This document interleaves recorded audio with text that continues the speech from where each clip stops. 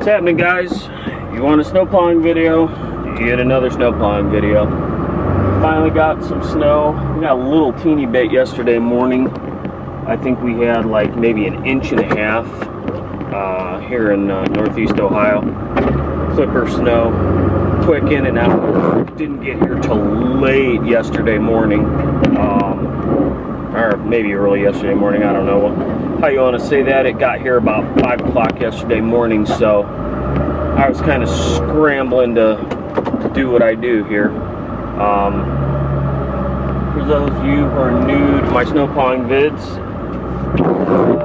Ford F250 Superduty, 7.3 diesel, it's an 02, and we got a Boss 8.2 Poly V plow with wings. So we got roughly 10 foot of plow here. For those of you who normally watch my videos and watch this kind, you've seen me plow this place before. It's the easiest place I can videotape because I'm here the longest. I can talk more, and the traffic isn't bad. I might take you with me on some driveways too. I don't know. It's supposed to get like 4 to 8 inches. We've got maybe 3 now at best. Kind of grainy, sugary snow, which I like. This kind has enough moisture in it because it's Lake Erie lake effect snow that even when it's real cold, it pushes nice. Turn the wipers off, those are going to drive me crazy. It pushes nice, and the salt will burn it off pretty nice too. That is if the sun comes out at all. If we get a bunch of bands of lake effect snow setting up and the sun can't peek through, it has a little bit harder time, but at any rate, that's just jargon.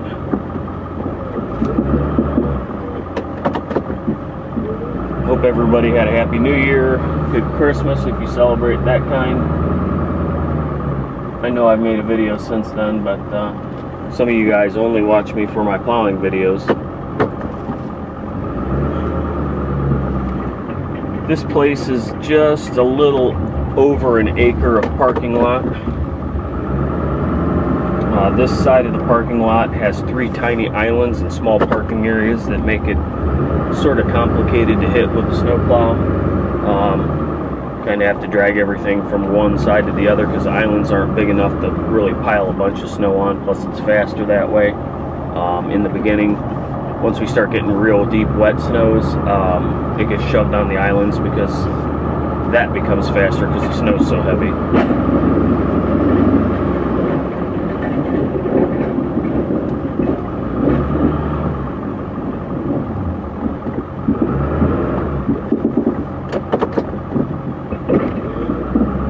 Sorry for the bouncy cam too. I just have you guys setting up on the dash on some microfiber towels.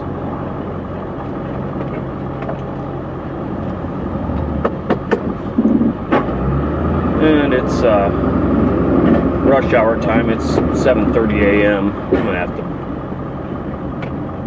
to support that camera a little bit better because that's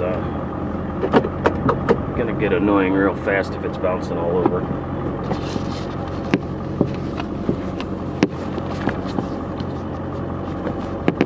Why I can't get it to set well.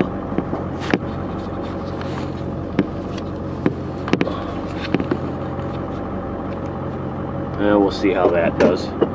Probably only make you guys about a 15-minute video here. We will not be plowing the whole place on film. That's a little better. So it's starting to get light out. And it was snowing pretty hard earlier, but it stopped for the moment, and that's the thing about lake effect snow. It comes in bands, be they narrow or wide. You could go a mile up the road and it's not snowing, and it's snowing like hell where you're at, and it just does that. It just drools off the lake until the lake freezes. It's just part of the gig.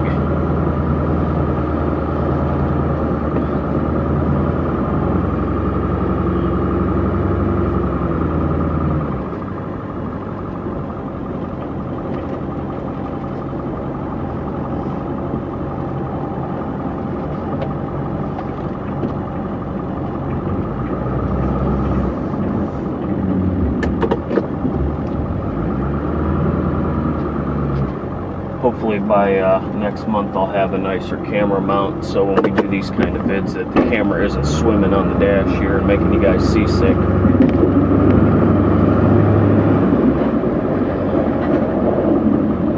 It doesn't help that these parking lots are not smooth.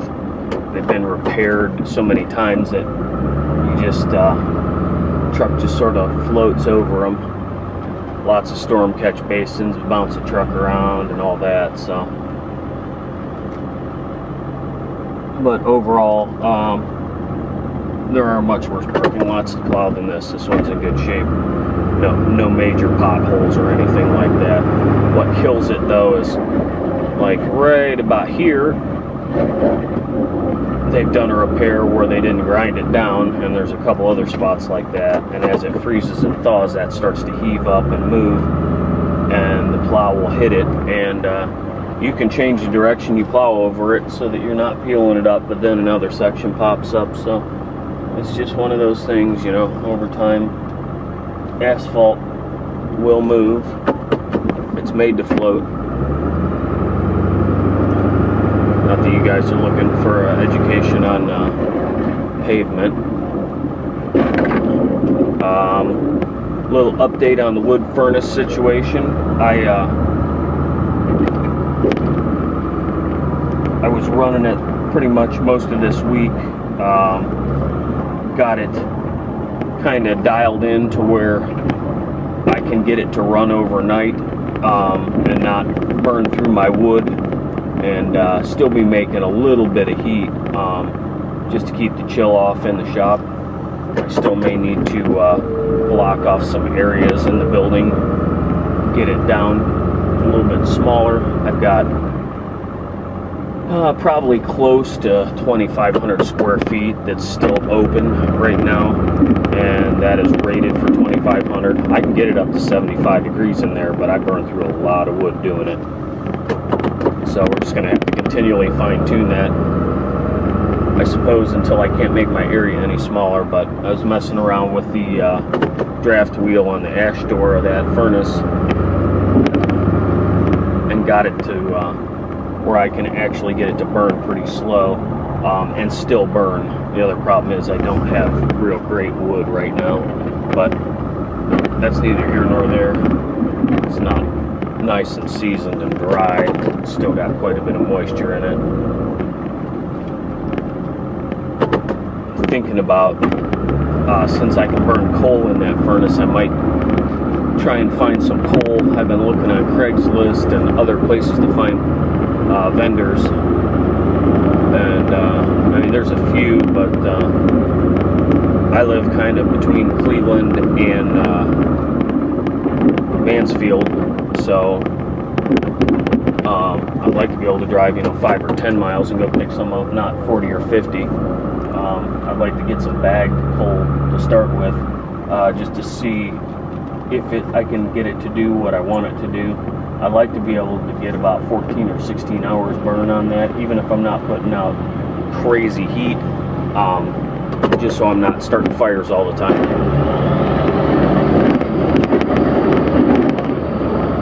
I found a place that's supposed to be pretty close to my house, but I have no idea where it's at. I've never seen it before. And they sell bulk and bagged coal. I want to burn anthracite. I don't know that I want to mess around with a bunch of soft coal and deal with that, but if it's all I can get and it works good, then what the hell.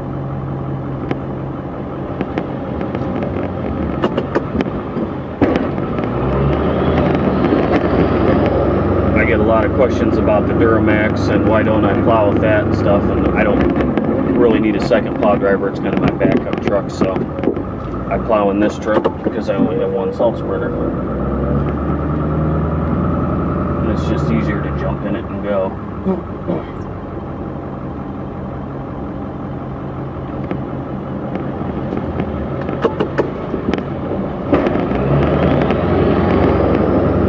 I kind of like these type of snows because you get little breaks here and there in it. And if you're the kind who can take a nap, works out, you can go home and take a little 2-hour siesta or 4-hour siesta and come back and do it all over again.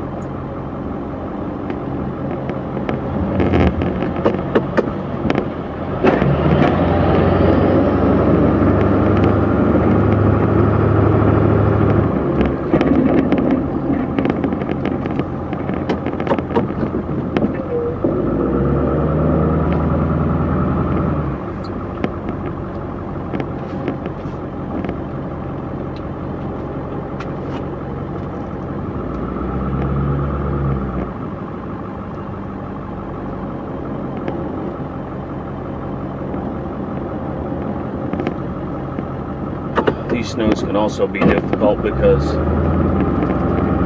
at times, you know, it'll stop snowing and you have a lot clear 20 minutes or half an hour before people arrive, and it looks primo.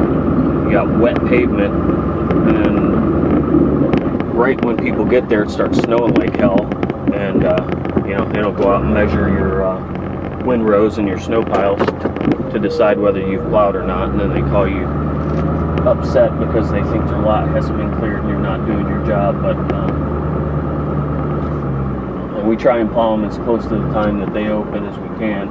We gotta allow time for, you know, any sort of mishap that might happen. You know, you could have a plow hose break, or you'd rather be a little bit ahead of the curve than way behind it, and you know, you start to get cars in a parking lot, and that causes you, you know, more problems, because your efficiency is reduced to nothing, and you're putting snow where you don't want to put it because there's a car in the way of your normal stockpile area.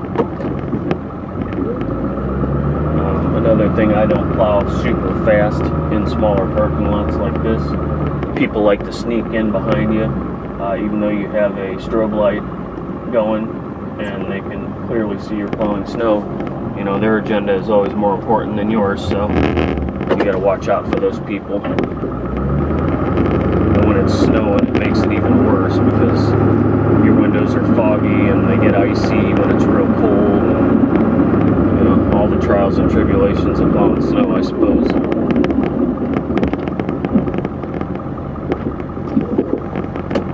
I do have these lots marked with stakes on the end, but I will still run that plow until I feel it just start to slide down the asphalt.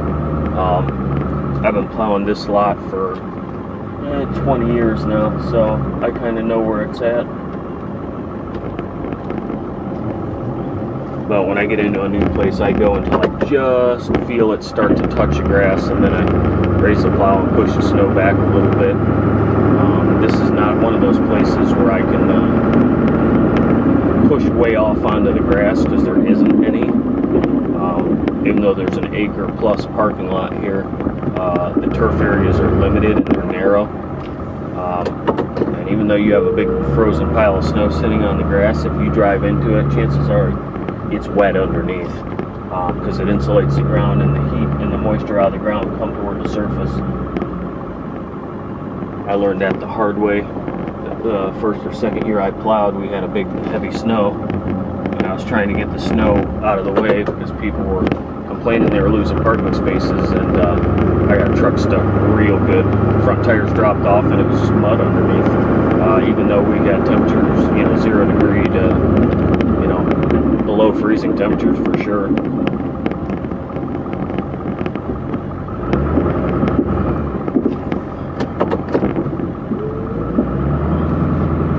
I wouldn't consider this a seriously bad snow. This is almost as easy as they come so far. If we get more and it gets deep, it'll get tricky, but a place like this, it just limits you on where you can put it, and you can roll it to the side for quite a while. But here on the left I have an island and a grade change between the two parking lots, so I can push it that way, but there's a 8-inch square curb there that won't let it flow into it. So even though I roll it that way, it doesn't seem to make much difference, because it still all piles up along that curb and won't roll over it. And once you get some snow up there, it doesn't do anything. So we end up with these monster piles at the back of the parking lot, and then I got to bring the skid steer in and shove them to other areas, because you can't always put the snow in open areas with the truck, but you can get it to stack up pretty nice with skid steer. A lot of guys these days are using skid loaders with the pusher boxes and the sectional plow pusher boxes, which are nice, but you know, I don't have 100 accounts that require stuff like that. I do have the skid steer, but I don't have any need to spend $10,000 or $15,000 on a sectional plow that'll take me 10 years to recover the cost of. And we don't get the kind of snow that they get in Cleveland or on the east side with all the heavy lake effect. I mean, it would be nice to be able to put snow exactly where you want it and not have to windrow it. And by windrow, I mean angle the plow and roll it off to the side.